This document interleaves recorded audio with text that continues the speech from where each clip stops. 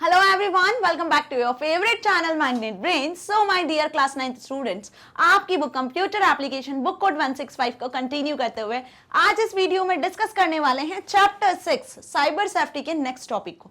Yes students, chapter 6 जो कि unit 2 में लिया गया है, जिसका नाम भी साइबर सेफ्टी है और चैप्टर का नाम भी साइबर सेफ्टी है। ठीक है, मींस कि इस यूनिट में एक ही चैप्टर आपका रखा गया है और इस पूरे चैप्टर को हमने कंप्लीट कर लिया है।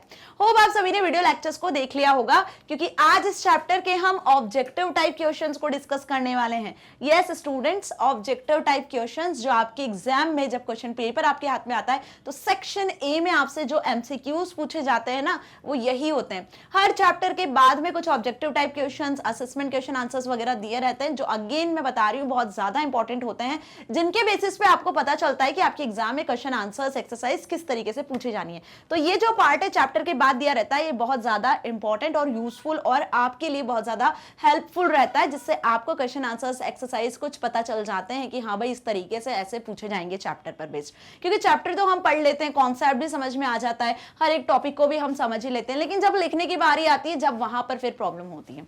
राइट, सो स्टार्ट से लेकर एंड तक पूरी वीडियो को देखना है, क्योंकि इस वीडियो में हम इस चैप्टर पर बेस्ड एमसीक्यूज को डिस्कस करेंगे।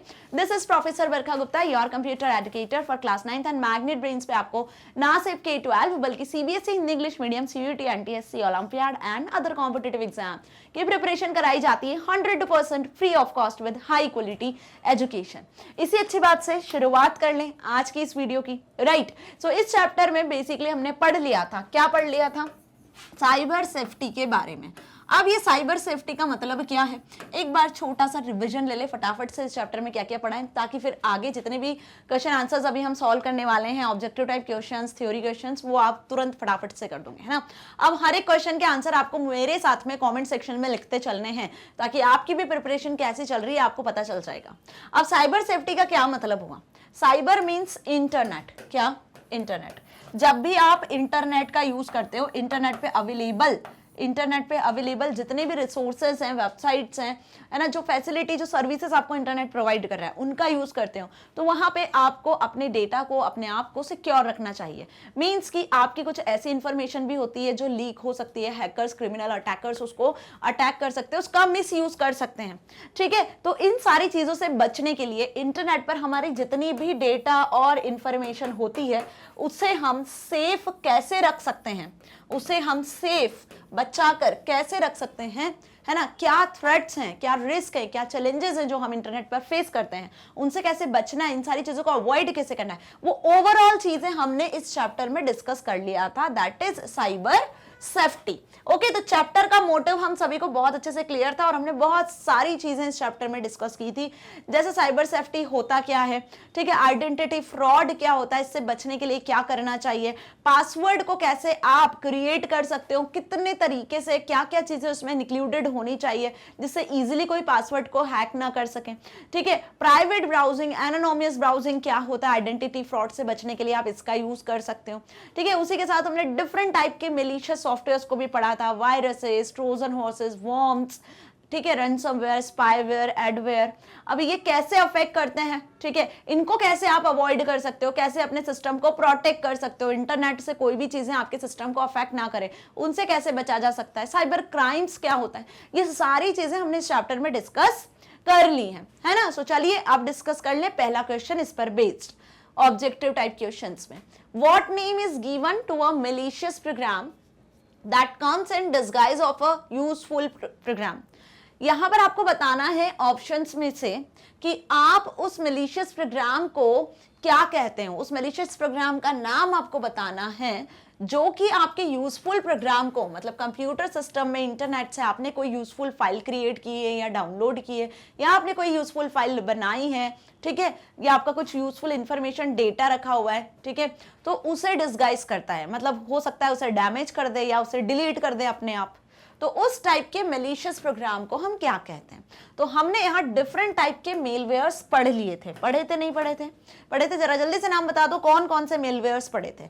मेलवेयर्स का फुल फॉर्म ही मैलिशियस सॉफ्टवेयर्स होता है, मैलिशियस प्रोग्राम्स होता है ना। तो इसमें हमने डिफरेंट मैलिशियस सॉफ्टवेयर्स के बारे में डिस्कस किया था। अब यहाँ पे बात हो रही है जिस मैलिशियस सॉफ्टवेयर की, वो आपकी useful file, folder, data, information को डिस्गाइज करता है, हो सकता है उसे डिलीट करे या डैमेज भी कर सकता है, उस टाइप आपके मेलिशियस सॉफ्टवेयर को आप क्या कहते हो? ट्रोजन हॉर्स कहते हो, इनविजिबल मैन कहते हो, स्टो अवे कहते हो, अनइनवाइटेड गेस्ट कहते हो, क्या कहते हो? चारों ऑप्शंस आपके सामने हैं और जल्दी से बताना है अब आपको सही आंसर। तो यहाँ पर हमने जो मेलवेयर सॉफ्टवेयर देखे थे उनमें हमने पढ़ा था क्या? उनमें हमने पढ़ा था वायरस, है ना, कंप्यूटर वायरस के बारे में पढ़ा था, ठीक है। उसी के साथ हमने ट्रोजन हॉर्स के बारे में पढ़ा था, है ना, वॉर्म्स के बारे में भी पढ़ा था। ओके, देन हमने यहाँ पर डिस्कस किया था स्पाईवेयर, रेंसमवेयर और एडवेयर। ये कुछ हमने क्या पढ़े थे? मेलवेयर सॉफ्टवेयर को डिस्कस किया था। ये सभी मेलिशियस सॉफ्टवेयर है जो एक डेडिकेटेड वीडियो में मैंने आपको समझाए हैं, है ना। अब इसके अकॉर्डिंग जल्दी से बता दो, इस क्वेश्चन के अकॉर्डिंग करेक्ट आंसर क्या है? देखो, मेलवेयर, इनविजिबल मैन मेलवेयर नहीं है, स्टो अवे मेलवेयर नहीं है, अनइनवाइटेड गेस्ट भी नहीं है। आपको इनमें से दिख रहा है ट्रोजन हॉर्सेस। यदि लिस्ट पता है तो आप तुरंत आंसर बता दोगे कि Trojan horses is the correct answer. Means कि ट्रोजन हॉर्स वो मेलवेयर या मेलिशियस सॉफ्टवेयर होते हैं जो कि आपके यूजफुल प्रोग्राम को, फाइल को, डेटा को, इंफॉर्मेशन को डिस्गाइज करते हैं। मींस कि डिलीट कर सकते हैं, डैमेज कर सकते हैं, करप्ट कर सकते हैं आपकी फाइल को, ठीक है। तो ये क्या कहलाते हैं? ये ट्रोजन हॉर्स कहलाते हैं। यदि वहीं हम बात कर ले वॉर्म्स की, तो वॉर्म्स का क्या काम होता है? ये खुद की कॉपी को रिप्लिकेट करते जाते हैं। मतलब ये वो वायरसेस होते हैं जो किसी एक फाइल या एक किसी फोल्डर की सेल्फ रेप्लिकेटिंग क्रिएट करते जाते हैं। मतलब एक ही फाइल बार बार हर एक फोल्डर में आपको मिल जाएगी, जिससे पूरा मेमोरी स्पेस उस एक ही फाइल के थ्रू कंज्यूम हो जाएगा। आई बात समझ? फिर आप अपना कुछ काम नहीं कर पाओगे। तो ये वॉर्म्स कहलाते हैं। स्पाईवेयर वहीं क्या कहलाते हैं? जासूसी जो करते हैं। वो ऐसे सॉफ्टवेयर प्रोग्राम्स जो यूजर्स की हैबिट्स पे नजर रखते हैं, यूजर कैसे किस वेबसाइट को एक्सेस कर रहा है, क्या काम कर रहा है, किस तरीके से सर्चिंग कर रहा है, और फिर उसके बाद में आपकी जो इंफॉर्मेशन है उसको स्टील करके हैकर और जो भी क्रिमिनल है, अटैकर्स हैं, वहां तक पहुंचाते हैं। वहीं बात कर लें रैंसमवेयर की, तो रैंसमवेयर क्या होते हैं? बेसिकली रैंसमवेयर फिरौती जो मांगते हैं ना लोग, बदले में कोई काम करते हैं उसके बदले फिरौती मांगते हैं, नहीं तो आपका पूरा डेटा डिलीट कर देंगे, वो रैंसमवेयर्स होते हैं। रैंसमवेयर्स वो सॉफ्टवेयर्स होते हैं बेसिकली जो आपके कंप्यूटर सिस्टम में अगेन आपके हर एक काम पे नजर रखते हैं। आप किस तरीके से इंटरनेट पे सर्च कर रहे हो, क्या कर रहे हो, है ना, उन सभी चीजों पर ध्यान रखते हैं। आपका पर्सनल डेटा कलेक्ट करते हैं। आपको पहले लालच देते हैं कि हाँ, कि यदि ये सॉफ्टवेयर के थ्रू आप एक्सेस करोगे तो ऐसा हो जाएगा। लाइक इस तरीके से ये सॉफ्टवेयर्स आपको क्रिएट करते हैं, आपकी इंफॉर्मेशन एक्सेस करने की कोशिश करते हैं और फिर बदले में आपसे डिमांड करते हैं, ठीक है। और यदि आप उनकी डिमांड फुलफिल नहीं करते हो तो आपकी इंफॉर्मेशन को डिलीट कर देते हैं। आई बात समझ में? तो ऐसे कुछ रैंसमवेयर सॉफ्टवेयर होते हैं। एडवेयर जो एडवर्टाइजमेंट के फॉर्मेट में आपके कंप्यूटर सिस्टम में घुस जाते हैं और उसे डैमेज कर देते हैं। मींस जैसे आप इंटरनेट को एक्सेस करते हो नहीं करते हो, आप जब भी किसी वेबसाइट को ओपन करते हो या आप कुछ भी काम करने जाते हो इंटरनेट पर, सपोज कोई फॉर्म फिल कर रहे हो, किसी म्यूजिक को प्ले करने जा रहे हो या कोई मूवी आप देखने जा रहे हो, तो उसके पहले आपको बहुत सारे एडवर्टीजमेंट मिल जाएंगे, ठीक है। पॉपअप मेन्यूज के फॉर्मेट में वो एडवर्टीजमेंट्स आते हैं। अब इन एडवर्टीजमेंट में कुछ फ्रॉड एडवर्टीजमेंट्स भी होते हैं, जिन एडवर्टीजमेंट को यदि आपने एक्सेस कर लिया या जिन पर आपने क्लिक कर दिया तो ये मान के चलो कि वो एडवर्टीजमेंट बेसिकली आपके कंप्यूटर सिस्टम को हैंग कर सकते हैं, आपकी वर्किंग को हॉल्ट वहीं कर सकते हैं, ठीक है। तो ये बेसिकली एडवेयर्स कहलाते हैं। तो अच्छे से इतनी बात मेरी समझ में आ गई। अब ये जो क्वेश्चन आपसे पूछा है, पहला क्वेश्चन किसके लिए पूछा है? ट्रोजन हॉर्स के लिए पूछा है। अब ये सेम क्वेश्चन आपसे अलग अलग मेलवेयर्स के लिए पूछा जा सकता है। तो जैसे मैंने बताया, अभी जो लिस्ट मैंने आपको बताई है मेलवेयर्स की, इन सभी के काम और इनका क्या फंक्शन है, ये कैसे आपके कंप्यूटर सिस्टम को, है ना, आपकी इंफॉर्मेशन को क्या करते हैं, अटैक करते हैं, किस तरीके से हार्म करते हैं, ये पता होना चाहिए। और एक डेडिकेटेड वीडियो में मैंने मेलिशियस सॉफ्टवेयर्स को पढ़ाया हुआ है, वहां से उस वीडियो को देख लेना अच्छे से, जिन भी स्टूडेंट्स ने अभी तक नहीं देखा है, क्योंकि ये क्वेश्चन इंपॉर्टेंट है और बनता है और आता है हर साल एग्जाम में। Right now next second question, which of these is classed as personal information. अब आपसे क्या पूछा है यहाँ पर, ध्यान से इस क्वेश्चन को देखो कि ऑप्शंस में से देख के आपको बताना है कि इनमें से पर्सनल इंफॉर्मेशन किसे कहते हैं। तो पहले तो एक ये बात अच्छे से समझ लो कि इंटरनेट पर जब आप काम कर रहे होते हो, सपोज आप किसी एंट्रेंस एग्जाम के लिए क्या कर रहे हो, रजिस्ट्रेशन फॉर्म फिल कर रहे हो, ठीक है। तो वहां पर आप क्या एंटर करोगे, आपका नाम, आपका birth date, father's name, mother's name, हो सकता है आपने कोई प्रीवियस क्लास कंप्लीट किया हो तो उसके परसेंटेज, उसकी डिटेल, एड्रेस, कॉन्टैक्ट नंबर, आई मेरी बात समझ में? फिर सपोज हम ये मान लेते हैं, एक और एग्जांपल ले लेते हैं। सपोज आप सोशल मीडिया वेबसाइट्स पे नया नया अकाउंट क्रिएट करना चाहते हो, ठीक है, अभी तक आपका अकाउंट नहीं है। तो अब जब आप सोशल मीडिया वेबसाइट्स पे लाइक फेसबुक, इंस्टाग्राम, किसी पर भी आप अपना ईमेल अकाउंट क्रिएट करना चाहते हो या फिर सोशल मीडिया पे अकाउंट क्रिएट करना चाहते हो ईमेल के साथ साथ, तो वहां पे क्या होता है, एक रजिस्ट्रेशन फॉर्म आता है जो आप साइन अप करके क्रिएट कर लेते हो।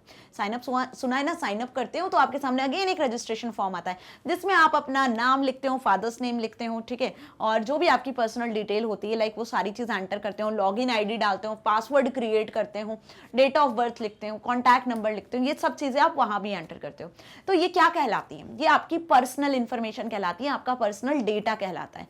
इतना हमें अच्छे से पता है। लेकिन यदि ये इंफॉर्मेशन लीक हो जाती है, लेकिन यदि ये इंफॉर्मेशन कोई हैकर, अटैकर, क्रिमिनल एक्सेस कर लेता है तो उसका मिस यूज कर सकता है, ये भी हमें अच्छे से पता है। इस चैप्टर में हमने ये अच्छे से डिटेल में समझा हुआ है। तो पर्सनल इंफॉर्मेशन क्या होती है ये आपको अच्छे से समझ में आ गया। अब यहाँ पे इस क्वेश्चन में आपसे यही पूछा है कि which of this is classed as personal information. Options में से देख के बताना है कि कौन सी इंफॉर्मेशन पर्सनल इंफॉर्मेशन की कैटेगरी में आती है, ठीक है। First is date of birth, second is online nickname, C is gender and D is largest peak in your continent.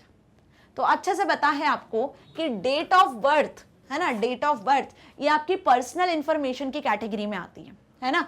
Date of birth आप हर जगह एंटर करते हो, हर जगह मींस कि जहां आपको कोई फॉर्म फिल करने को कहा गया, चाहे फिर वो कोई सा भी फॉर्म हो, किसी भी चीज के लिए आप फिल कर रहे हो, जहां आपको अपनी इंफॉर्मेशन एंटर करनी है, वहां आपको अपना नाम, address, contact number, date of birth है ना, क्योंकि डेट ऑफ बर्थ से ही आपकी एज का पता लगाया जा सकता है। तो ये आपकी पर्सनल इंफॉर्मेशन है। ये होप आपको अच्छे से समझ में आ रहा होगा, राइट। आप किसी कंपनी में जाते हो, आप कहीं भी जाते हो, तो आपको सबसे पहले जिस भी फॉर्म को फिल करना होता है वहां पे आपको डेट ऑफ बर्थ एंटर करनी होती है। बाकी आपके निकनेम से, आपके जेंडर से और आपके लास्ट पिक, ये जो भी है largest peak in your continent, इसका कोई मतलब नहीं होता है, ठीक है। जेंडर को भी हम इंक्लूड कर सकते हैं, बट यदि देखा जाए पर्सनल इंफॉर्मेशन तो आपका नेम, ठीक है, आपके नेम से भी जेंडर का पता लगाया जा सकता है, नेम, देन आपका डेट ऑफ बर्थ, आपका कॉन्टैक्ट नंबर, है ना, क्योंकि ये क्वेश्चन में कुछ भी पूछा जा सकता है, right. Name, date of birth, contact number, address, ठीक है, ये आपकी कुछ पर्सनल इंफॉर्मेशन होती है जिसमें आपने लॉगिन आईडी और पासवर्ड को भी आप इंक्लूड कर सकते हो, ठीक है। आई बात समझ में? तो यहां पे करेक्ट आंसर क्या होगा? A, that is date of birth, right. चलिए आगे बढ़े, नेक्स्ट क्वेश्चन डिस्कस करते हैं। कोई गलती नहीं करोगे इसमें, इजी है, इजी वे में अटेम्प्ट करके आ सकते हो, right. Third question, what software can you use to avoid getting viruses.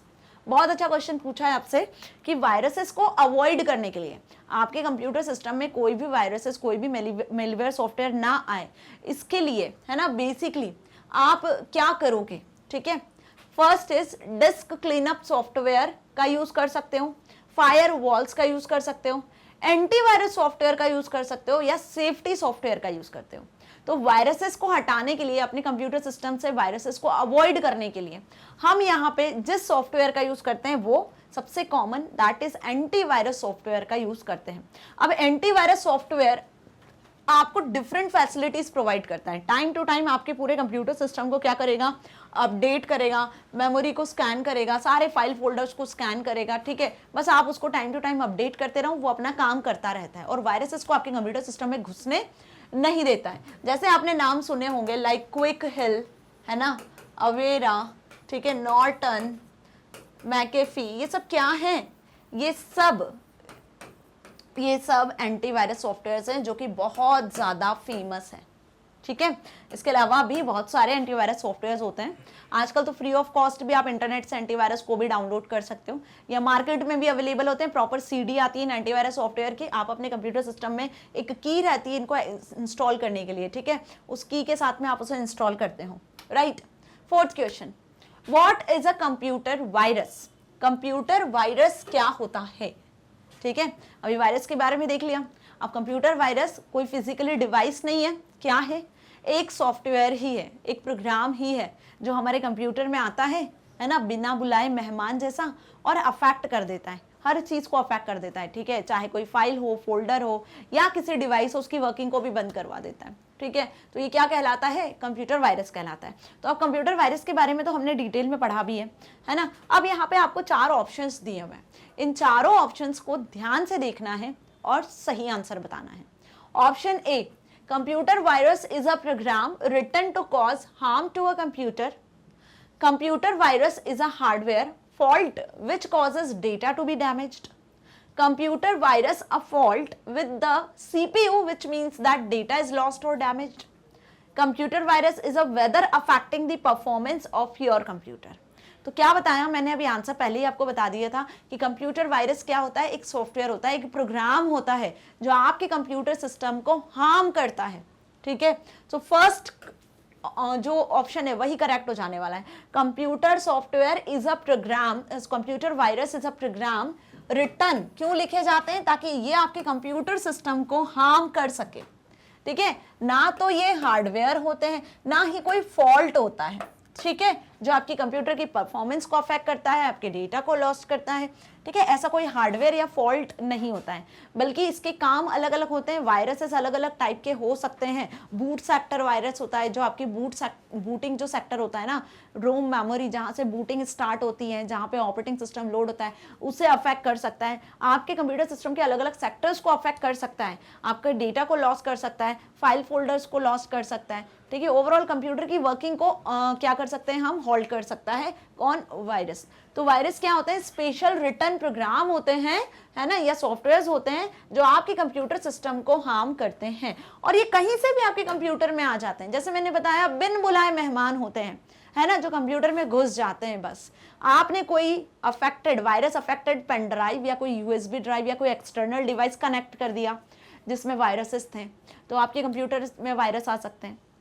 या फिर आपने इंटरनेट से कोई ऐसी फाइल डाउनलोड कर ली जिसमें वायरस थे, वहां से वायरसेस आ सकते हैं. ठीक है, आपको पता भी नहीं चलता है. तो बहुत ध्यान रखो और हमेशा अपने कंप्यूटर सिस्टम में, लैपटॉप में, इवन मोबाइल फोन्स में भी आजकल एंटीवायरस सॉफ्टवेयर्स आते हैं जो आपके इलेक्ट्रॉनिक डिवाइसेस को, आपके डेटा को सेफ और सिक्योर रखते हैं. ठीक है, चलिए फिफ्थ क्वेश्चन डिस्कस कर लें. What is the most common way people's computers get infected by a virus.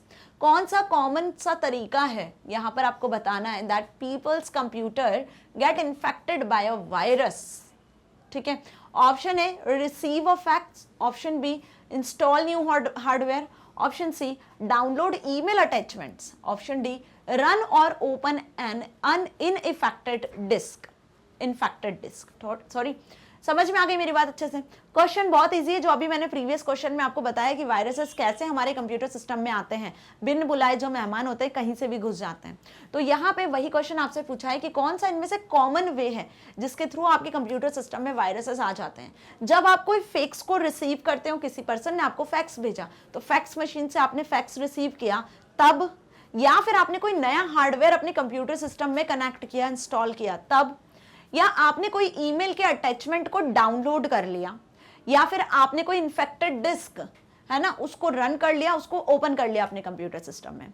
तो ऑब्वियस यहाँ पे करेक्ट आंसर क्या होगा, डी, कि कोई भी इन्फेक्टेड डिस्क जो पहले से वायरस इन्फेक्टेड है, चाहे फिर वो कोई यूएसबी ड्राइव हो, हार्ड ड्राइव हो, सीडी रोम हो, कुछ भी हो, सीडी डीवीडी हो, कुछ भी हो, है ना, उसे यदि आपने अपने कंप्यूटर सिस्टम में लगाया और ओपन कर लिया, है ना, रन किया और ओपन कर लिया, तो क्या होगा, वो पहले से इन्फेक्टेड थी, उसमें वायरस थे, अब वो वायरसेस आपके कंप्यूटर सिस्टम में भी आ चुके होंगे.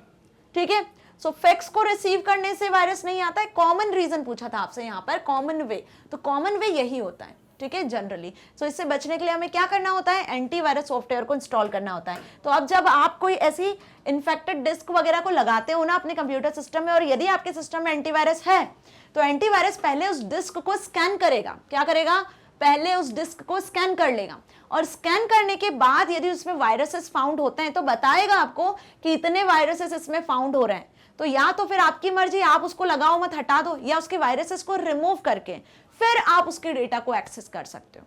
आई बात समझ में अच्छे से.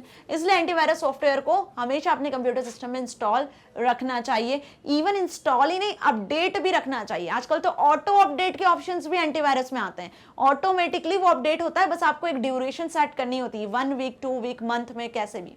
ठीक है, तो वो ऑटोमेटिकली अपडेट होता है. आई बात समझ में. चलिए 6th क्वेश्चन देखें. What purpose does antivirus software serve. कौन सा पर्पस है जो एंटीवायरस सॉफ्टवेयर यहाँ पे सर्व करता है। मीन्स कि कुल मिला के एंटीवायरस सॉफ्टवेयर की डेफिनेशन ही आपसे पूछी है। जैसे अभी प्रीवियस टू प्रीवियस क्वेश्चन में आपसे वायरस की डेफिनेशन पूछी थी, यहाँ एंटीवायरस की डेफिनेशन पूछी है। सो क्या मेन पर्पस होगा एंटीवायरस सॉफ्टवेयर का जो एंटीवायरस सॉफ्टवेयर सर्व करता है। Option A, it deletes every file it suspects if infected, it stops people gaining unauthorized access to your computer via the internet, it inspects computer files and email attachments for viruses and removes or quarantines any that if finds, it changes the code of malicious software। तो इन चारों में से कौन सा antivirus का purpose है जो आपको बताना है। सो इसके अकॉर्डिंग करेक्ट आंसर होगा आपका डी, कि एंटीवायरस का जो मेन पर्पस होता है, जो एंटीवायरस का मेन पर्पस होता है वो मेलिशियस जितने भी सॉफ्टवेयर्स होते हैं उनके कोड को बदलना। क्योंकि जितने भी मेलिशियस सॉफ्टवेयर्स हैं, मिलवेयर्स हैं, वायरसेस हैं, वॉर्म्स हैं, ट्रोजन हॉर्सेस हैं, ये जो भी होते हैं ये सॉफ्टवेयर्स ही तो होते हैं, प्रोग्राम्स ही तो होते हैं, किसी ना किसी कोड में लिखे होते हैं। उनके कोड को बदल देना, उनको एक्टिव नहीं रहने देना, उनको इनएक्टिव कर देना, ठीक है, उनके काम को विफल कर देना। वो जिस इंटेंशन से अपने कंप्यूटर्स में आए हैं उनके इंटेंशन को हटाना, एक्चुअली वो काम किसका होता है, एंटीवायरस का मेन पर्पस होता है। तो यहाँ पे करेक्ट आंसर क्या होगा, डी, क्योंकि आपसे यहाँ पे पर्पस पूछा था, right. It deletes every file it suspects is infected, ये तो बाद के काम है ना, कि डिलीट करना है नहीं करना है वो आप पर डिपेंड करता है। ये तो सस्पेक्टेड फाइल बता देता है कि हाँ इस फाइल में इन्फेक्शन है, ये फाइल में वायरस है, अब उसके साथ क्या करना है वो आपकी रिस्पॉन्सिबिलिटी होती है।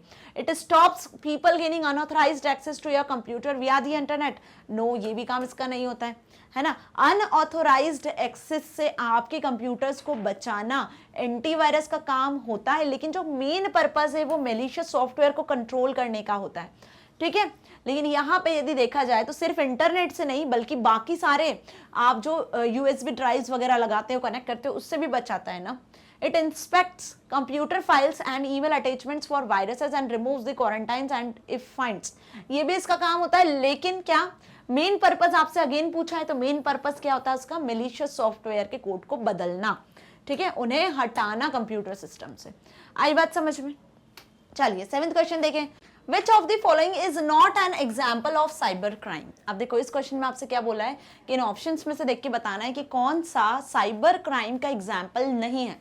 तो पहले तो क्राइम क्या होता है ये आप सभी को अच्छे से पता है। जैसे ऑफलाइन जितने भी क्राइम्स होते हैं ना, ठीक है, चोर ने चोरी कर ली, ठीक है, किसी को किडनैप कर लिया, ठीक है, ये जैसे भी क्राइम्स आप सुनते हो, बेसिकली ऐसे ही कुछ क्राइम्स होते हैं जो इंटरनेट पे होते हैं, जिन्हें हम साइबर क्राइम्स के नाम से जानते हैं। सो एक डेडिकेटेड वीडियो मैंने साइबर क्राइम पे बनाया हुआ है जिसमें हमने कुछ बेसिक क्राइम्स के बारे में पढ़ा हुआ है ना, जिसमें हमने साइबर क्राइम्स बहुत सारे डिफरेंट टाइप के पढ़े। अभी नाम ले दूंगी तो आंसर आपके सामने ही हो जाना है।